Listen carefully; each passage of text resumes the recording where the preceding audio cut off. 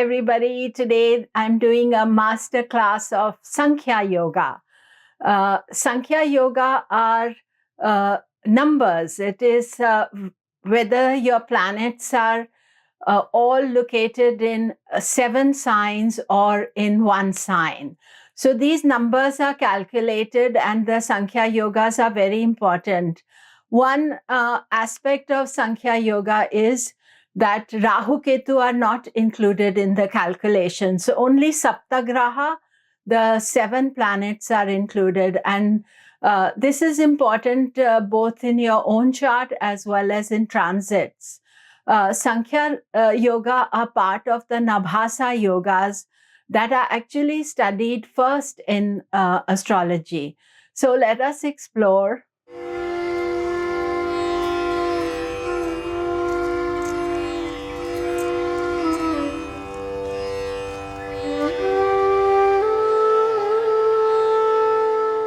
Hello, I'm Komilla Sutton, and we are talking Sankhya Yogas today. Do remember to subscribe, press the bell notification.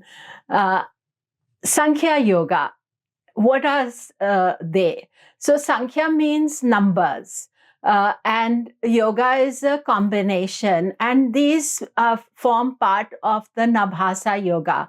And Nabhasa Yoga means the sky. So basically, this is actually the first and most important part of astrology, where we look at how these patterns are created in the sky. And there are many Nabhasa yogas. We are talking a group of Nabhasa yogas that are called Sankhya yogas today as a masterclass. And later on, I will do the other Nabhasa yogas as well. So there are 7 Sankhya yogas. Important thing to remember is that Rahu Ketu are not included because they are shadows. These are something that you were maybe originally looking in the sky and seeing, what signs, constellations the planets are. And these patterns were very important, and they form the basis of the chart. So in essence, we can have our planets, all planets in 1 sign to all planets in 7 signs.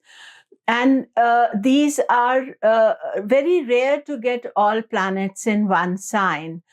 It was in February 1962 when all the planets were in 1 sign. And this is called Gola Yoga.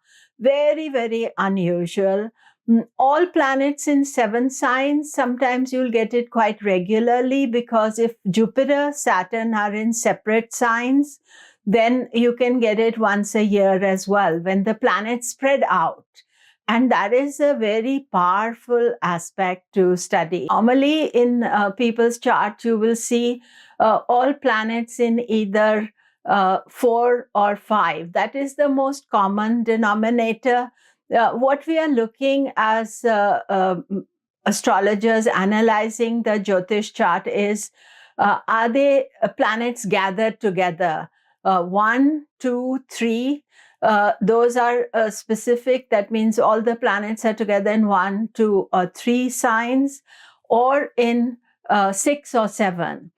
So 1, 2, and 3 signs are more complex. 1 is Gola Yoga, 2 is Yuga Yoga, and 3 is Shula Yoga. These are much more complex situations in the chart, and they need gentle handling and to be explaining people what they are. And then 4 is Kedar Yoga, 5 is Pasha Yoga. These are generally maximum number of people have that. 6 is Dhamma Yoga. That means you have Dham, you have some resilience in you. It's a very good yoga to have. And if you have that in your chart, it is very powerful. And then 7 is called Vallaki or Veena Yoga. That is honoring Goddess Saraswati. 7 planets in 7 signs. And I'll be making all the separate videos for these so that you can understand. Also, I'll be showing charts with it so that you can get a better understanding about it. And the reason that I'm doing this class just now is also that we are going to experience a very rare Yuga Yoga in February 2022, when all the planets gather in 2 signs. We experienced this last year as well in February, and we are getting a repeat of this yoga. And so these yogas, they are in your own chart, but when the planets tend to gather and create these yogas, then it is quite complex situation in our life, and we have to try to understand it. So this is just an introduction. I'm going to be adding to all the 7 yogas, from all planets in 1 sign to all planets in 7 signs and their impact. Thank you. Do remember to subscribe so that you don't miss it all.